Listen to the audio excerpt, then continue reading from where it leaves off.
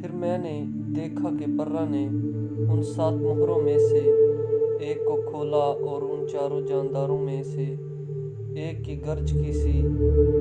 یہ آواز سنی کہ آ، اور میں نے نگاہ کی تو کیا دیکھتا ہوں کہ ایک سفید گھوڑا ہے اور اس کا سوار کمان لیے ہوئے ہے، اسے ایک تاج دیا گیا ہے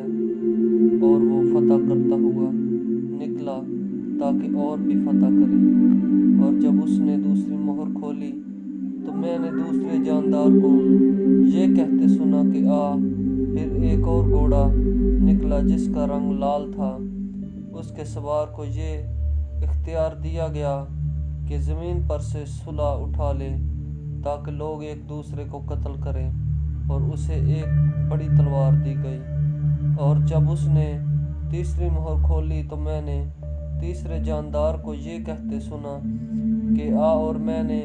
نگاہ کی تو کیا دیکھتا ہوں کہ ایک کالا گھوڑا ہے اور اس کے سوار کے ہاتھ میں ایک ترازو ہے، اور میں نے گویا ان 4 جانداروں کے بیچ میں سے یہ آواز آتی سنی